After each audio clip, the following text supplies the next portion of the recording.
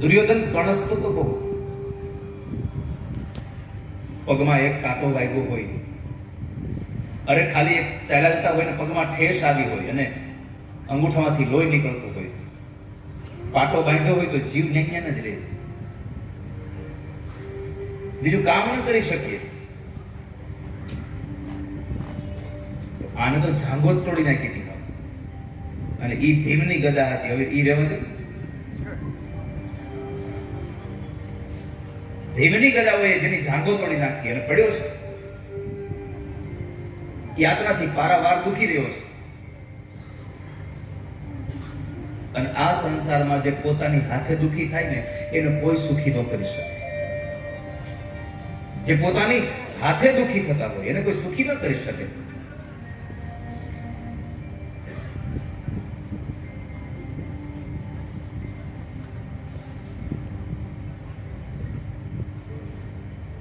બીજાના દુખે કરેલા લોકોને સુખી કરવાનો ઉપાય મળે, પણ પોતાની હાથે જે દુખી થાય ને એને કોઈ સુખી ન કરે સંસારમાં.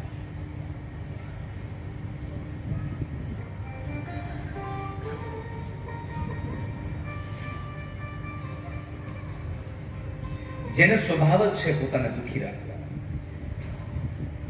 જેનો સ્વભાવ જ છે પોતાની જાતને કણસવાનો, એને કોણ સુખી કરે સંસારમાં? આ દુનિયામાં 3 વસ્તુ લોકોને દુખી કરે છે. સૌથી પહેલી વસ્તુ અભાવ. તમારી પાસે કશું ન હોય એનો અભાવ તમને દુખી કરે કે મારી પાસે નથી આ વસ્તુ. પણ એની એ વસ્તુ જો તમારા પાડોશી પાસે જાય તો એનો પ્રભાવ તમને દુખી કરે પાછો. તમારી પાસે વસ્તુ ન હોય એનું પણ દુઃખ લાગે, તમારી પાસે વસ્તુ હોય ને એ જ વસ્તુ તમારા પાડોશી પાસે જાય તોય દુઃખ લાગે. લે આ ભટ લઈ આવ્યા.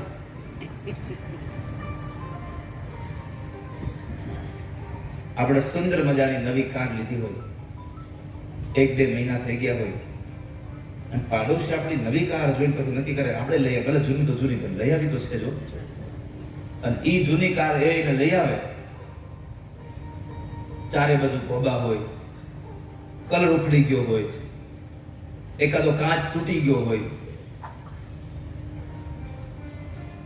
સીટના કવરમાં મેળ ન હોય કાંઈ, આવી હાવ હળી ગયેલી ચીજ લઈ આવે ને તો આપણે આપણી નવી કારનું સુખ લઈ જાય. એટલે આને કાર થઈ.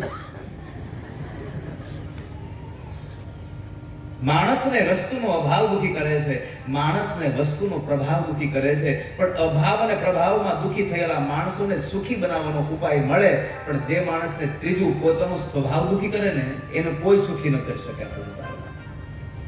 જેને હંમેશા દુખી જ રહેવું હોય. ભગવાને આટલું બધું આપ્યું હોય તો આપણે કઈ બધું બરાબર ચાલ્યા કરે છે, એલા હું ચાલ્યા કરે છે, તે ધાર્યા કરતા તો વધારે ભગવાને તને આપ્યું છે તો પછી શું ધારો, શું ચાલ્યા કરે છે? એક વાત અંગત બતાવી દઉં વાલા વૈષ્ણવો તમને, કે જિંદગીમાં ખોટો કે ખરાબ વિચાર ન કરો, કારણ કે પરમાત્મા સતત તથાસ્તુ તથાસ્તુ તથાસ્તુ બોલે છે.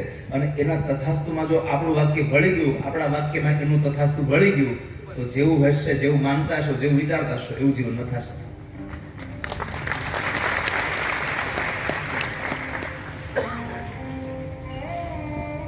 જીવનમાં જે થાય છે એમાં સુખ માણો. તમે ચાલ્યા જાઓ છો,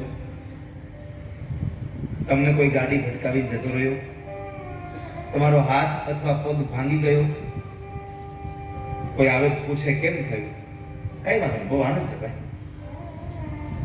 અરે આ તમને ઓલું ભટકાય નહીં, અરે હા એટલે જ આનંદ છે. કેમ?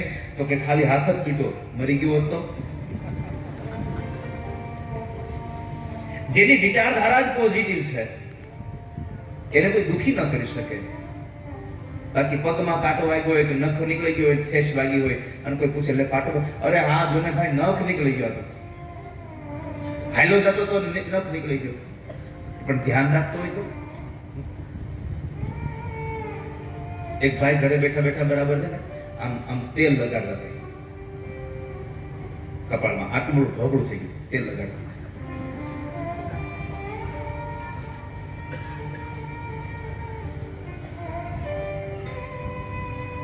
તે લગાડીને બરાબર એની ઘરની બહાર ઉભા રહ્યા, ઓટલે બેઠા હતા. ત્યાં એક મિત્ર આવ્યો, લે આ કપાળમાં શું કર્યું તે? કે જરા કઈ થાંભલે ભટકાઈ ગયું. કેમ કરતા? આ થાંભલો દેખાય છે? હા. તને દેખાય છે? હા. એ મનનો જ દેખાણો.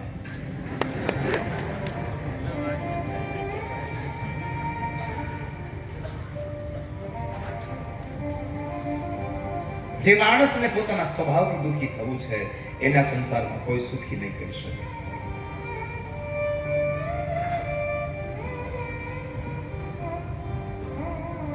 દુર્યોધન કણસ્તો હતો. આ દુર્યોધનને દુઃખ શું કામ આવ્યું? ભગવાન જેવા ભગવાનની વાત માન્યો નહીં એટલે.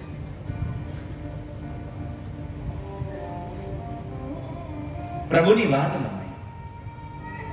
આમ જોવા જાવ તો આ કથા આપણને ઉપદેશ કરે છે કે કોઈ શ્રેષ્ઠ માણસ આવીને તમને સમજાવે ને ત્યારે કદાચ તમારે ખોટ જાતી હોય ને તો પણ એનો પ્રસ્તાવ સ્વીકાર લેવો, કારણ કે એના પ્રસ્તાવમાં તમારે સ્વીકારવાથી જેટલી ખોટ નહીં જાય એટલી ખોટ એનો પ્રસ્તાવ નહીં સ્વીકારો તો જશે. કદાચ દુર્યોધનને ભગવાન આવ્યા હતા સમજાવવા, દુર્યોધન સમજી જા, ન રે હવે આ યુદ્ધ ન કરીશ. માની ગયો હોત તો હસ્તિનાપુરનો રાજા હજી આમ નામ હોત, આ તો ગયો દુખી થઈ. આ સંસારમાં વડીલો આપણને જ્યારે સલાહ સૂચન કરે ત્યારે એની સલાહો માનવી, કારણ કે આપણા વડીલો જે આપણને ઉપદેશ કરી શકવાના, જે આપણને ભણાવવાના ને એ તમને મોટી મોટી યુનિવર્સિટીઓ નહીં ભણાવી શકે. રોજના માટે તમારે પોતાના મા બાપ પાસે, પોતાના પિતાજી પાસે અડધો કલાક બેસવાનું રાખો, કારણ કે બાપ અનુભવનો મોટો ગઢલો છે. દીકરાનો બાપ અનુભવનો ગઢલો છે મોટો,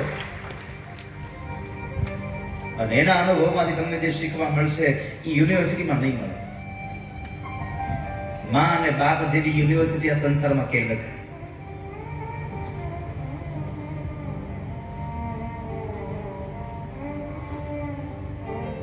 માણસ વર્ગમાં જેટલો તૈયાર થાય ને એના કરતા સૌથી વધારે માના ગર્ભમાં તૈયાર થાય છે.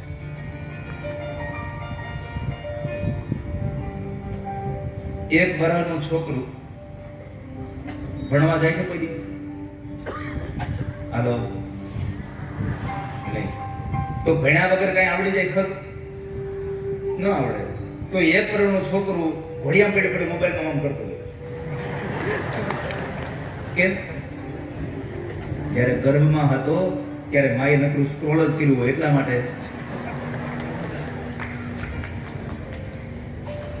વર્ગમાં જેટલું સંતાન તૈયાર નહીં થાય એટલું ગર્ભમાં તૈયાર થશે.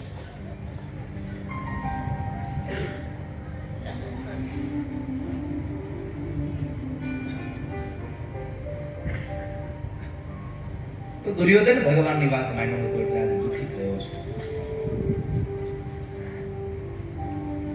ભીમની ગદાથી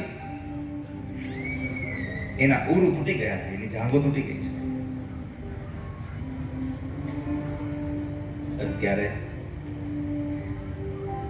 સાંજના સમયે અશ્વત્થામા આવે છે. અશ્વત્થામાએ દુર્યોધનને કીધું કે હવે તું શાંત થઈ જા મિત્ર, તું શાંત થઈ જા, જે થવાનું હતું તો થઈ ગયું. દુર્યોધન કહે છે કે જ્યાં સુધી આ ધરતીમાં 5 પાંડવો જીવે છે ત્યાં સુધી મને શાંતિ નહીં મળે. ત્યાંથી મને શાંતિ થાય. પાંડવો ન રહી તો આ ધરતીમાં તો મને બહુ શાંતિ મળે. તો કે તે સાંભળી લે, આવતીકાલ સવારનો સૂર્યોદય 5 પાંડવો નહીં જોઈ શકે. કોણ મારશે ને? હું મારીશ. મારા મિત્રને શાંતિ મળતી હોય તો હું મારીશ પાંડવો.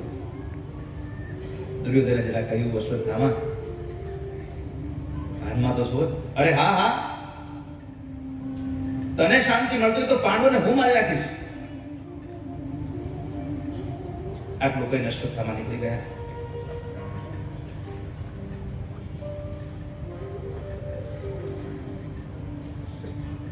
રાત્રિના સમયે એણે ઊંઘમાં મારી નાખવાનો નિર્ણય કર્યો કે પાંડવોને ઊંઘમાં જ મારી નાખે. પાંડવો આ બાજુ કઈ જાણતા નતા વાતને કે અશ્વત્થામાએ આવી પ્રતિજ્ઞા કરી છે કે આમ કરશે તેમ કરશે. એટલે એ તો પોતે ભોજન કરી પોતાની છાવણીમાં સુવા માટે જતા હતા. ત્યાં ભગવાન કૃષ્ણ આવ્યા. ભાઈઓ, આપણે ગંગા કિનારે જવું છે. રાત્રિનો સમય, નથી સ્નાન કરવાનું, નથી કોઈ સંધ્યા કરવાની, નથી કોઈ પૂજા કરવાની, અને તોય ગંગા કિનારે. આપણે હોય તો પૂછીએ કે અત્યારે ન્યા શું કામ ચાલુ? પાંડવોએ પૂછ્યું જ નહીં, પ્રભુ અત્યારે શું કામ છે? સીધા જ પડ્યા. ચાલો તમે કયો ન્યા લઈ જાય છે. 5 પાંડવોને લઈને નીકળી ગયા. કેમ? તન કી જાને, મન કી જાને, જાને ચિત્ત કી ચોરી. બધાના તન મનની વાતોને જે જાણે છે એ પરમાત્મા. પાંડવો તો તમામ રીતે સરેન્ડર હતા. તમે જેમ કહો તેમ. અને તમે બધું તમે પરમાત્મા પર છોડી દો ને, પછી તમારી બધી જવાબદારી એની.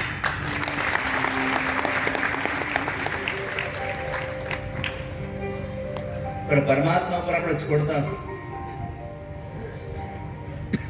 આપણે બહુ બીમાર પડ્યા હોઈએ અને પછી આમ ભગવાનને પ્રાર્થના કરતા હોય, ભગવાન તમે બચાવો, તમે બચાવો. પરમાત્મા આપણને બચાવે, હોસ્પિટલમાંથી આપણને રજા આપે, સંબંધીઓ આપણને ખબર અંતર પૂછવા આવે. અમુક તો ખબર પૂછવા આવે, અમુક તો ખરખરો કરવા આવે, જીવતા. તો બધા પર વ્યક્તિઓ આપણી ખબર અંતર પૂછવા આવતા હોય. 100% જેને યશ આપ્યો હતો કે ભગવાને બચાવ્યો હતો, પણ થોડાક દિવસ થાય એટલે કોઈ મહેમાન આવે પૂછવા, કેમ રહ્યું? તો કે ભાઈ બધું તો ઠીક છે, પણ ડોક્ટર હારા મળ્યા ને એટલે આજ બેઠો છું. 100% માંથી 25% ડોક્ટરને હિસ્સો આપી દો કે ડોક્ટર હારા હતા ને એટલે બચી ગયું, નકર ઘરે ન આવતું કઈ પાછું. 15 દિવસ થયા, બીજા મહેમાન આવ્યા. કેમ છે ભાઈ? સારું છે? સારું છે. ના ના સારું દેખાય છે. ના ના સાચી વાત છે, સારું દેખાય છે. પણ આ સારું થયું ને એમાં જો કોઈનો મૂળ હિસ્સો હોય ને તો તમારા બેનનો છે, એણે મારી સેવા બહુ કરી. એણે સેવા ન કરી હોત તો ઊભો ન થતો. 25% કાપી દીધા 75 માંથી પત્નીને આપ્યા. 100% ભગવાનને આપ્યા હતા, એમાંથી 25% ડોક્ટરને આપ્યા, 25% વળી પાછા એમણે પત્નીને આપ્યા.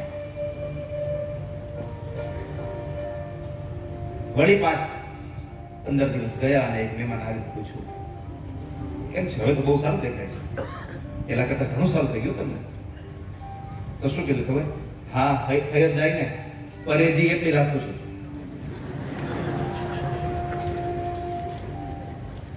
બાકીના 25% હતા એ પોતાના માથે લીધા, 25% ઓલા આપ્યા. ભગવાન કૃષ્ણ ગીતાજીમાં લખ્યું છે, યોગ ક્ષેમમ વહામ્યહમ. આનો અર્થ છે કે જે તને નથી મળ્યું એ આપવાની જવાબદારી મારી છે, અને જે તને આપ્યું છે એનું પણ રક્ષણ કરવાની જવાબદારી મારી છે. પણ ક્યારે તને વસ્તુ આપવાની પણ મારે, અને તને આપેલી વસ્તુનું રક્ષણ પણ મારે કરવાનું. પણ ક્યારે સર્વધર્માન પરિત્યજ્ય મામેકમ શરણમ વ્રજ. તું બધું મૂકી અને મારા શરણમાં આવી જાય ત્યારે, બધું છોડી મારી પાસે આવે તો તારી રક્ષા કર.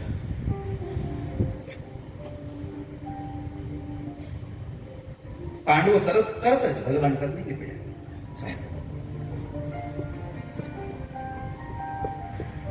બધી જગ્યાએ પાંડવો જીતી ગયા. કેમ? જુઓ, લાક્ષાગ્રહમાં પાંડવો જીત્યા, ખાંડવનમાં પાંડવો જીતી ગયા, યુદ્ધના મેદાનમાં પાંડવો જીતી ગયા. દુર્વાસા ઋષિ 10,000 સૈનિક શિષ્યોને સાથે લઈ અને પાંડવો પાસે આવ્યા હતા જમવા. 4 મહિનાની સેવા દુર્યોધને કરી અને જમવા અહીંયા આવ્યા, છતાં પણ 4 મહિનાની સેવાનું જે ફળ ના આપે એવું ફળ દુર્વાસા ઋષિ આપી ગયા. એવા આશીર્વાદ આપી ગયા. જેની વાસના જ ખરાબ છે એનું નામ છે દુર્વાસા. દુર્વાસા, વાસના ખરાબ. આ સંસારમાં વાસના ગમે તેની હોય, તમને વાસના બધી ખરાબ છે.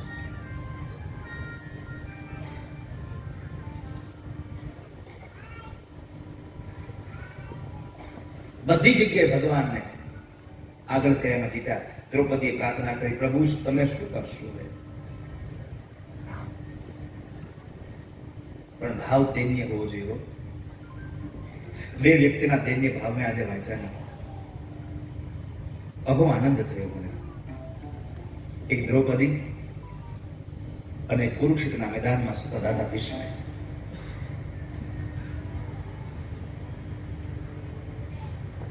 દ્રૌપદીને જ્યારે આ દુર્વાસા ઋષિ આવે છે, સમાચાર મળ્યા ઘરમાં ક્યાંય જમવાનું નથી. પરમાત્માને રૂકમણીજી મેવા બનાવીને જમાડવા બેઠા હતા. ભગવાન ઉભા થઈ, અમારે અત્યારે જમવું. અરે પણ તમારી હાથમાં બનાવ્યું છે, કેટલા પ્રેમથી આ રસોઈ બનાવી, તમે ના પાડો છો કે હા અત્યારે મારે જવું પડશે. કેમ? દ્રૌપદી મને જમવા બોલાવે છે, મારે દ્રૌપદી પાસે જવું છે. પરમાત્મા જમતા જમવા બેઠા ઉભા થઈ ગયા. દોડતા સીધા દ્રૌપદી પાસે ગયા. દ્રૌપદીને કીધું કે દ્રૌપદી, બહુ ભૂખ લાગી છે, જમવાનું દે ને. દ્રૌપદી કે કાંઈ ઘરમાં છે દઉં છું. અરે તારી પાસે મેં સાંભળ્યું છે અક્ષય પાત્ર છે, એમાં કાંઈ કશે થોડુંક આપી દે ને, બહુ ભૂખ લાગી છે, મને બતાવો અક્ષય પાત્ર. આ કૃષ્ણે અક્ષય પાત્રમાં એક ભાજીનું પાંદડું ચોટાડી રાખ્યું. અરે આ રહ્યું, જો તારા હાથમાં એટલું પાંદડું મળે ને તોય મારું જગત આખું બધા જમી જશે. ભગવાને પાંદડું ખાધું અને બધાને ગળા સુધી ઓટકારાયું. આ જગતને જમાડવું હોય ને તો પરમાત્માને જમાડવું. પ્રભુને જમાડશો તો આખા જગતને જમાડવાનું પુણ્ય તમને પ્રાપ્ત થશે. એવું નથી કહેતો કે તમે બીજા કોઈ લોકોને જમવાનું બંધ કરી દો, એ તો હોવું જ જોઈએ, પણ પ્રભુને જમાડવાનો ભાવ હોવો જોઈએ. અને ભગવાનને જમાડવાની વાત આવે ને ત્યારે જો બની શકે તો પોતાની હાથે બધી તૈયારીઓ કરો, પોતાની હાથે રસોઈ બનાવી ભગવાનને જમાડો. મેં તો રસોઈ મારે હાથે બનાવી, રસોઈ મારા હાથે બનાવી.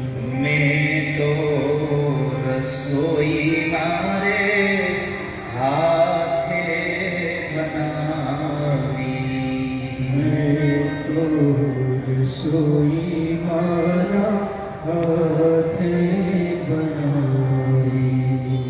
પ્રાણ જીવન તમ કાજ રે મારા પ્રેમની થાળી. પ્રાણ જીવન તમ કાજ રે મારા પ્રેમની થાળી. આરોગ જો નંદલાલ રે મારા પ્રેમની થાળી. આરોગ જો નંદલાલ રે મારા પ્રેમની થાળી. મેં રસોઈ તમારા હાથે બનાવી છે,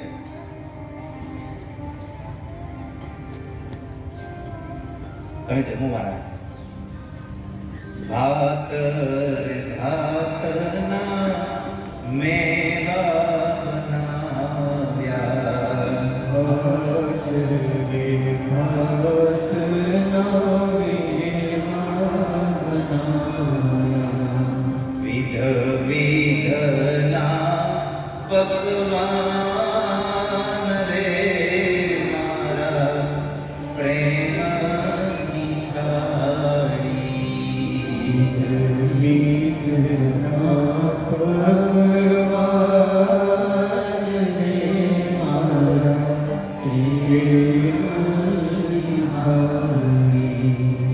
જળ રે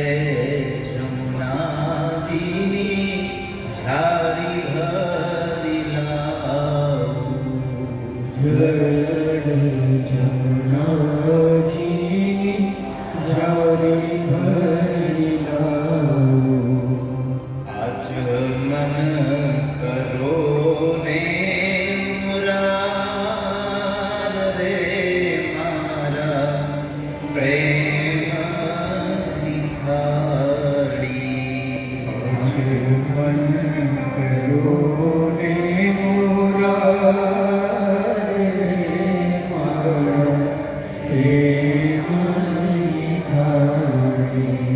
લવિંગ સુપારીને પાનના બિરલા.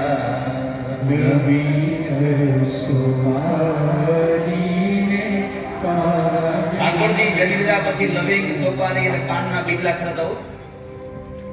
જેના પછી મુખવાસ ખાવો એ ખોટું નથી, પણ એમાં તમાકુ નાખવી ને એ ખોટું છે.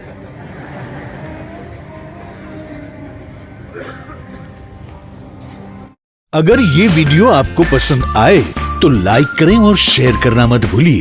सब्सक्राइब करें लक्ष्य टीवी चैनल को और बेल आइकॉन पर क्लिक करना मत भूलिए. ये वीडियो आपको पसंद आया हो तो लाइक करें और शेयर करना मत भूलिए.